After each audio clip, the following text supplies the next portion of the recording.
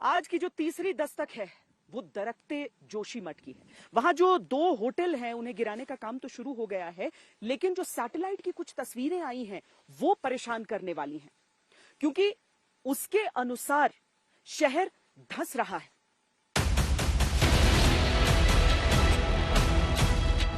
Building अभी एक दूसरे के सहारे पे खड़े हैं, गिर नहीं रही हैं, लेकिन दिन भर दिन जो कल स्थिति था, शाम को हम देख के गए थे, आज सुबह आके मैं जब देखा थोड़ा जो कल एक बिल्डिंग में क्रैक आई थी वो क्रैक थोड़ा बड़ी है।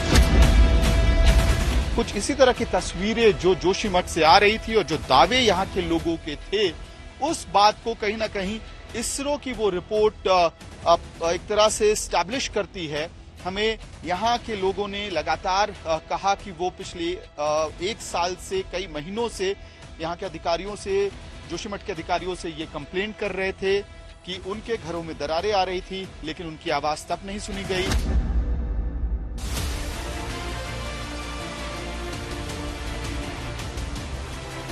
जोशीमठ के हालात और इसरो की ताजा सैटेलाइट तस्वीरें इस शहर पर मंडराते खतरे की लकीर को और भी ज्यादा गहरा करती हैं।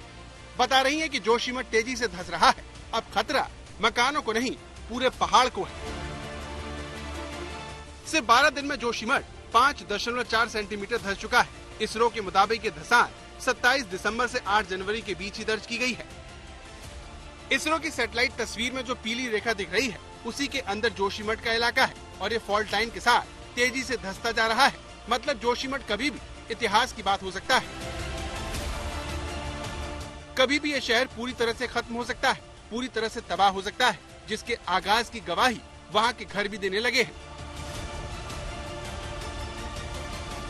यही वो तस्वीरें हैं। अगर आप इस जगह को देखेंगे, ये घर की सीढ़ियां हैं और आप देखिए ये सीढ़ी नीचे आ गई है। ये सीढ़ी टूटी नहीं है, यहां से क्योंकि जमीन धंस गई और कोई सपोर्ट नहीं रहा इन सीढ़ियों के पास, तो ये गैप आप देखिए कितना बड़ा गैप यहाँ पे क्रिएट हो गया है। ये फाउंडेशन है पूरा, आप देखिए, और ये जमीन है जिसके नीचे कोई फ्लोर नहीं है। और भू धसाव किस हद तक हुआ है यहाँ पे आपको दिखेगा। ये छड़ी हमने डाली है, इसकी लेंथ आप देख लीजिए, इतने लेंथ तक जमीन नीचे धसी हुई है।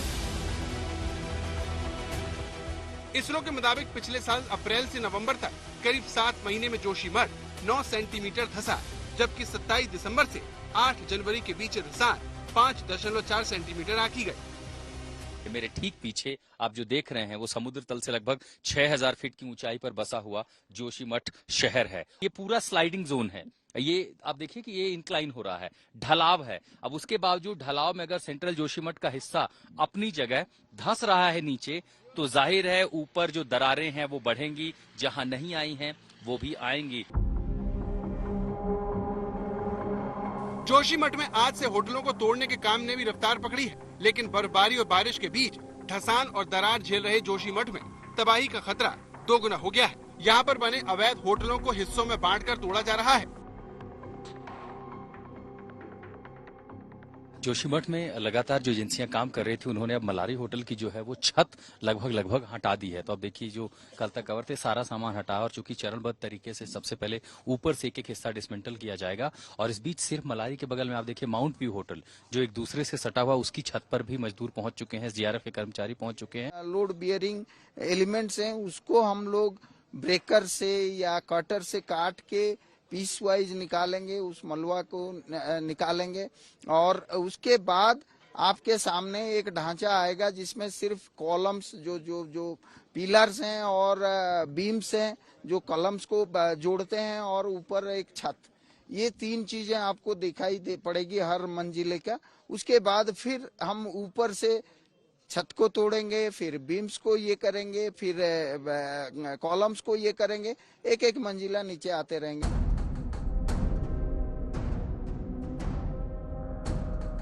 प्रशासन की मुश्किल ये है कि खतरा हर पल बढ़ रहा है, लेकिन फिर भी वो सीधे होटल की इमारत को नहीं तोड़ सकते, क्योंकि इससे नीचे शहर में नुकसान हो सकता है। जबकि हर घंटे यहाँ पर घरों की दीवारें चौड़ी होती जा रही हैं। जोशीमठ के धंसने की चेतावनी साल 1976 में दी गई थी, लेकिन तब उसे अनसुना कर दिया गया। अंधाधुंध निर्माण होते चले गए, लेकिन किसी ने भी जोशीमठ की चिंता नहीं की। लेकिन जब जमीन ने धंसना शुरू किया तो सबकी आंखें खुली, लेकिन तब तक बहुत देर हो चुकी थी। अमित भारद्वाज और आशुतोष मिश्रा, जोशीमठ आज तक।